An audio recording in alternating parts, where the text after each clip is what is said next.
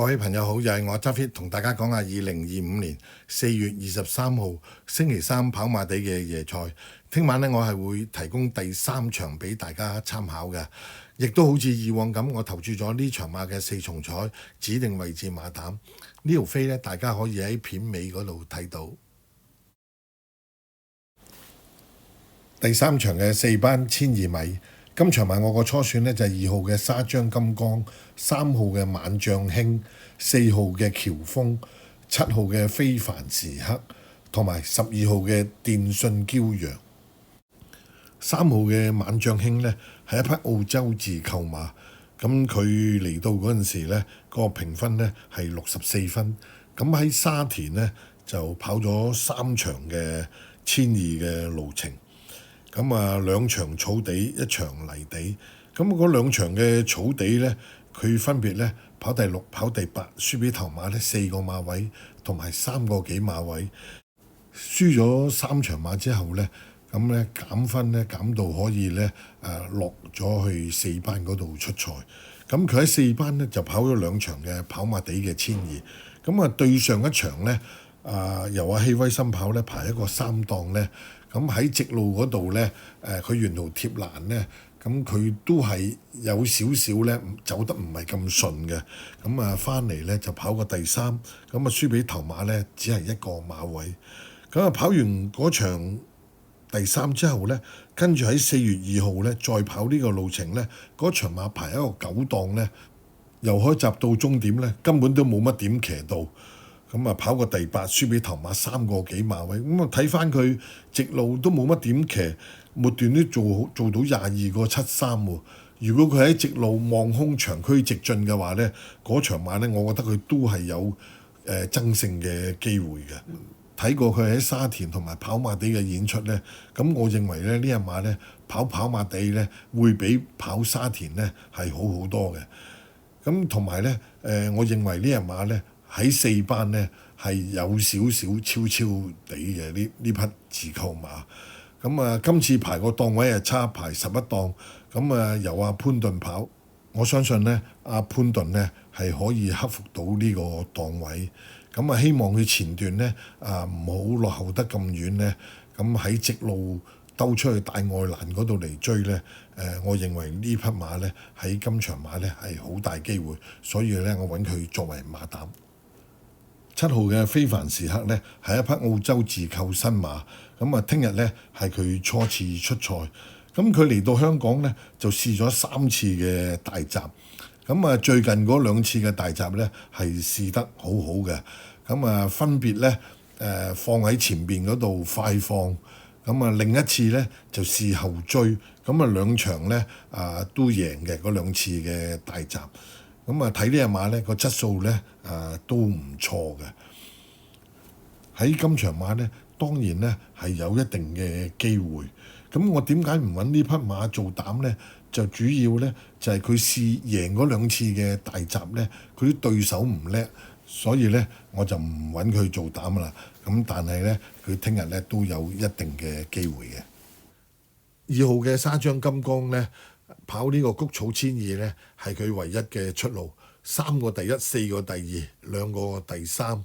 咁最近神貨見到匹馬呢，我覺得個狀態呢係比起之前呢係好翻好多。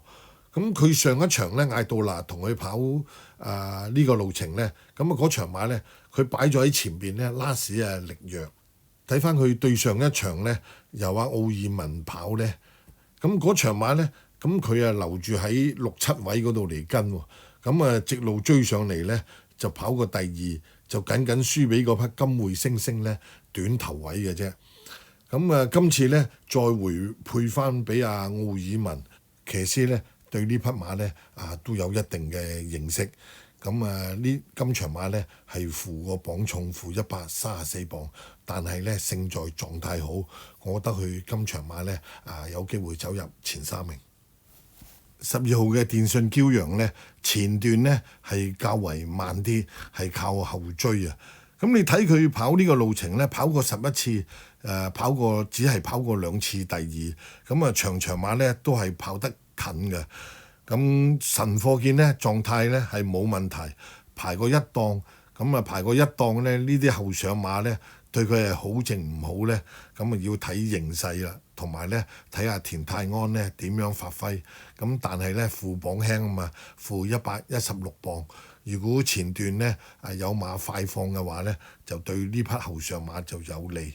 咁今場嘅12號電訊驕陽咧負磅唔重，咁同埋咧今場嘅對手咧只係有2-3匹咧係比較強啲嘅。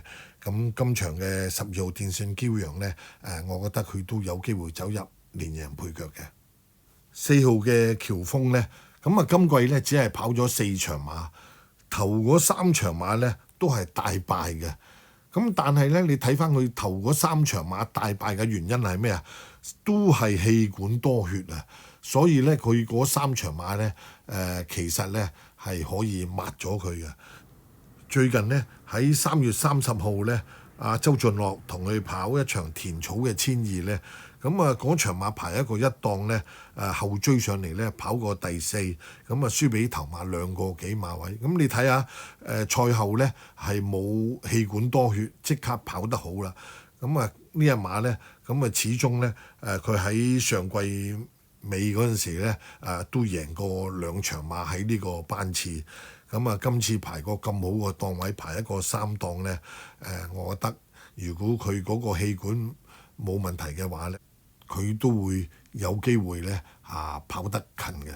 第3場嘅連贏及位置連贏3拖2、7、12，三重彩單 T 4重彩4連環3拖2、4、7、12。第3場嘅4重彩指定位置馬膽，第1名嘅馬膽3號、7號。第2名嘅馬膽2號、3號、4號、7號、12號，第3名嘅馬膽2號、3號、4號、7號、12號，第4名嘅馬膽亦都係2號、3號、4號、7號、12號。呢一注飛咧，總共咧係48注，1蚊一注咧，總投注額咧係48蚊。